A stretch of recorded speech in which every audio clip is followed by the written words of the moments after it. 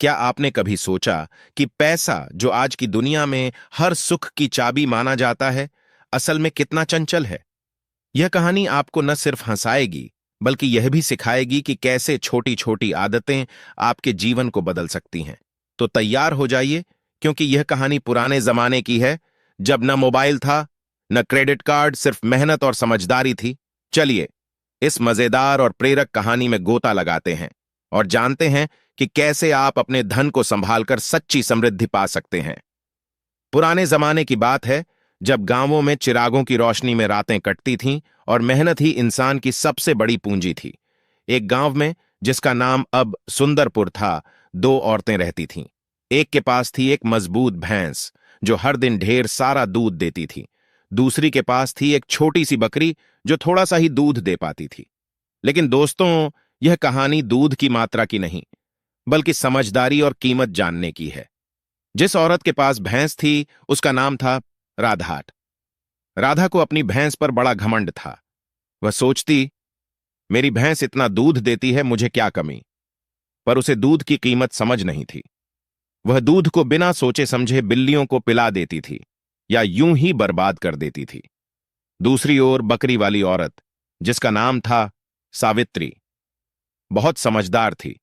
वह अपनी बकरी के थोड़े से दूध को संभाल कर रखती, उसे दही बनाती और दही से घी निकालती। धीरे धीरे उसने ढेर सारा घी जमा कर लिया। एक दिन राधा के घर मेहमान आए। अब मेहमानों को रूखी रोटी तो खिलाई नहीं जा सकती। राधा के पास घी था ही नहीं, क्योंकि उसने कभी दूध से घी बनाने की जहमत नहीं उठाई। मजबूरन वह सावित्री के पास गई और बोली, बहन, मुझे एक पाव घी उधार दे दो, मैं जल्द ही अपनी भैंस के दूध से घी बनाकर लौटा दूंगी। सावित्री ने उदार मन से एक पाव घी दे दिया। राधा ने मेहमानों को खाना खिलाया, लेकिन दिन बीतते गए और उसने घी लौटाया नहीं। सावित्री ने जब उसे याद दिलाया तो राधा भड़क गई। कौन सा घी? मेरे पास भैंस है जो ढेर सारा दूध देती है, मैं भला तुझसे घी उधार लूंगी? तू तो बकरी वाली है। सावित्री चुपचाप लौट आई, क्योंकि गांव वाले भी राधा की बात मान रहे थे। सब सोचते, भैंस वाली से बकरी वाली का घी, यह तो मजाक है। लेकिन सावित्री हार मानने वाली नहीं थी। वह गांव के बाहर रहने वाले एक बुद्धिमान गुरु के पास गई। गुरु ने दोनों औरतों को बुलाया और एक अनोखा इम्तिहान लिया। उन्होंने दोनों को एक एक लोटा पानी दिया और कहा, जाओ, इससे अपने हाथ पैर धोकर आओ।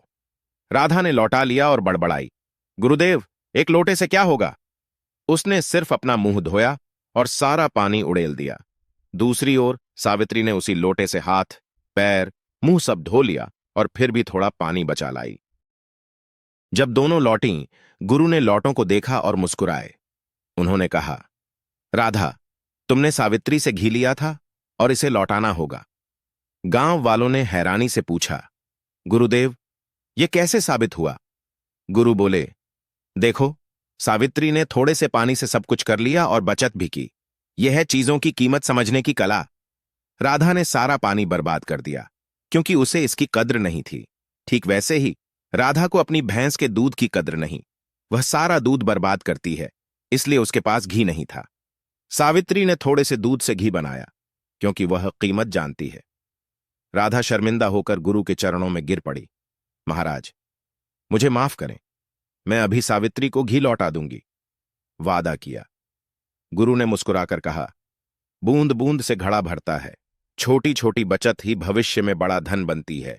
जो इस कला को सीख लेता है, वही सच्ची समृद्धि पाता है। दोस्तों, यह कहानी हमें धन की कद्र करना सिखाती है। अब सुनिए वे 6 खर्च जो आपको तुरंत बंद करने चाहिए, ताकि आपके घर में धन रुके और आप सच्ची समृद्धि पाएं। अगर आपके पड़ोसी ने नया बैलगाड़ी खरीद ली, तो जलन में नई गाड़ी लेने की जरूरत नहीं। दिखावे के चक्कर में महंगे गहने, कपड़े या बर्तन खरीदना बंद करें। जो जरूरी है वही लें। बाकी पैसा बचाकर रखें, जो भविष्य में आपके काम आएगा। 2, लुभावनी योजनाओं से दूर रहें। बाजार में सौदागर चिल्लाते हैं, 2 के दाम में 3। लेकिन सोचिए, क्या आपको तीसरी चीज की जरूरत भी है? ऐसी योजनाओं में फंसकर बेकार का सामान न खरीदें। सौदागर की चाल को समझें और अपने धन को बचाएं। 3, कर्ज से बचें।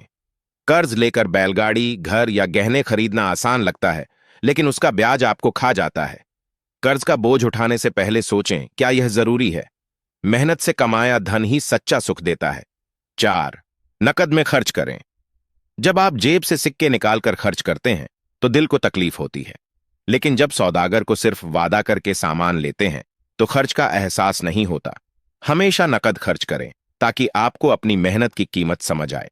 5. भावनाओं पर काबू रखें। बाजार में कोई सुंदर बर्तन या कपड़ा देखकर तुरंत खरीदने की इच्छा होती है, लेकिन रुकें, सोचें, क्या यह जरूरी है? भावनाओं में बहकर खरीदारी करने से लक्ष्मी नाराज हो जाती है। जरूरत की चीजें ही लें। 6. शौक पर लगाम लगाएं। कोई महंगा गहना या शानदार बैलगाड़ी रखने का शौक आपको बर्बाद कर सकता है। शौक को काबू में रखें। सादगी से जिएं और मेहनत से कमाए धन को बचाएं। यही सच्ची अमीरी का रास्ता है। दोस्तों, ये कहानी और ये सबक हमें सिखाते हैं कि धन की कद्र करना ही सच्ची समझदारी है। अगर आप भगवान गौतम बुद्ध के सच्चे भक्त हैं तो इस कहानी को अपने जीवन में उतारें, अपने खर्चों पर लगाम लगाएं और देखिए कैसे आपके घर में लक्ष्मी टिकने लगती है। इस कहानी को अपने दोस्तों के साथ बांटें और हमें बताएं कि आपको यह कैसी लगी। तब तक के लिए जय हिंद, जय भारत,